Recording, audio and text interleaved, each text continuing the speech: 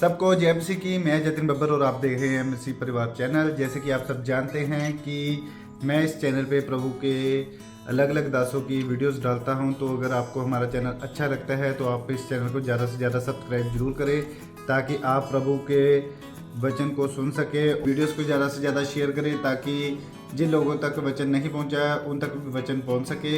सबको जय मसीह की। एक बार मैं आपसे दोबारा कहूँगा कि इस चैनल को सब्सक्राइब जरूर करें और वीडियोस को ज़्यादा से ज़्यादा शेयर करें। जय मसीह की। जोर से जोर से जोर से जोर से जोर से जोर से जोर से जोर से जोर से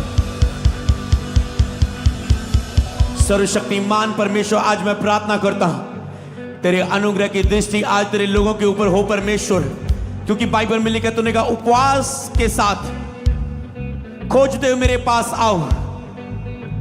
अपने आप को नम्र करो, अपने आप को दीन करो, क्योंकि मैं तेरा छुड़ाने वाला, तेरा छुटकारा देने वाला परमेश्वर हूं। हे परमेश्वर,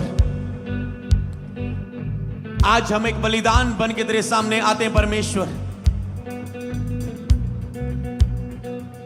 एक स्तुति में बलिदान बन के आते हैं, अपनी पेटों के साथ बलिदान बन के आते हैं, उपवास के साथ बलिदान बन के आते हैं और उस वेदी पर रखते हैं जिस तरह अब्राहम ने अपने पुत्र को उस वेदी पर रखा, जिस तरह सुलेमान ने अपने चढ़ावों को, अपने बलिदानों को वेदी के ऊपर रखा,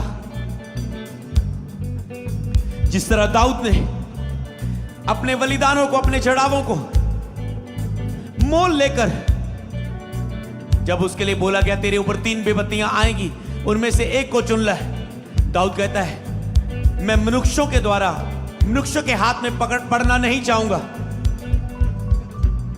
यहोवा के हाथ में पड़ना मेरे लिए अच्छा है, क्योंकि वो भला है, वो दया करने वाला है, वो तरस खाने वाला है। मैं यहोवा के हाथ में ही पड़ूं और उसी की विपत्तियां ही मुझ पर रहे, पर मनुष्य के हाथ में मैं नहीं पड़ना पसंद करूंगा।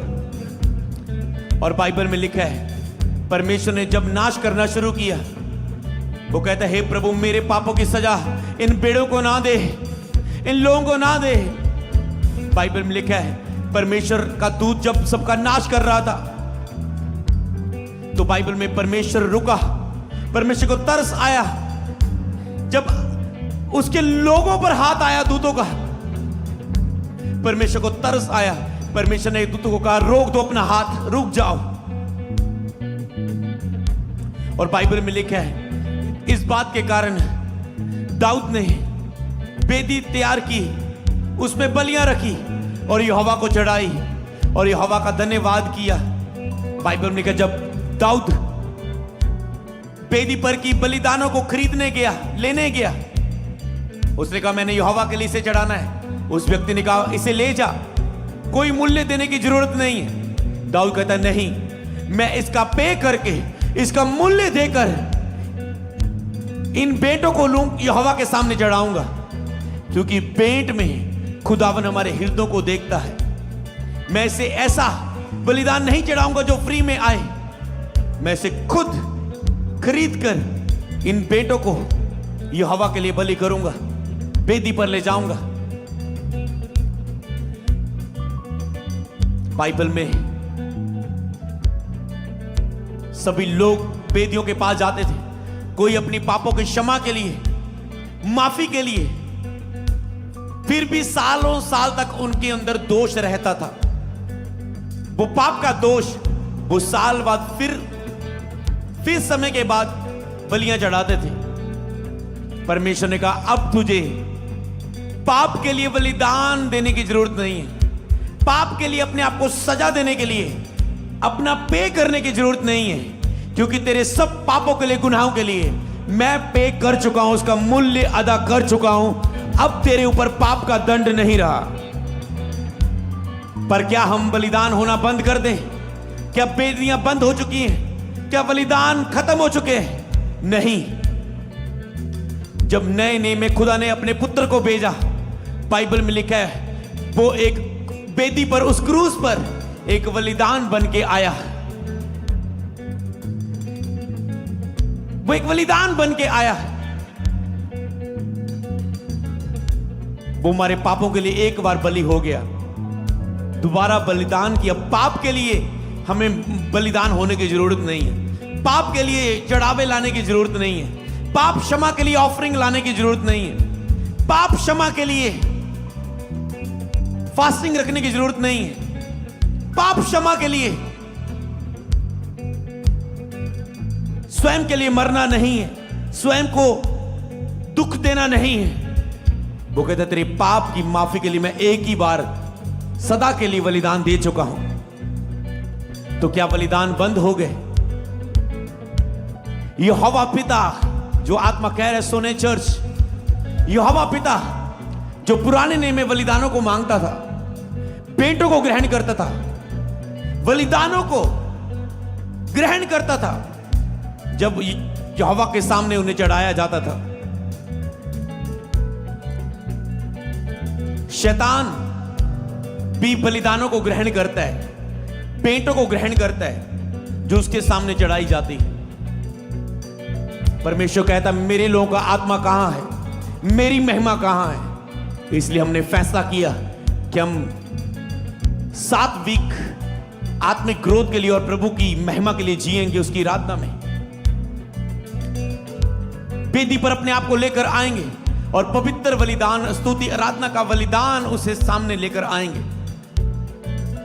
अपने आप को पवित्र बलिदान के रूप में लेके आएंगे।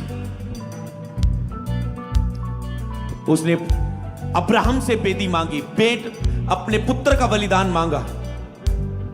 उसने एलिया से, सुलेमान ने बलिदान चढ़ाए, दाऊद ने, उसके बाद खुद परमेश्वर ने जीसस को बलिदान किया। क्या बलिदान जीसस के बाद भी बंद हो गए?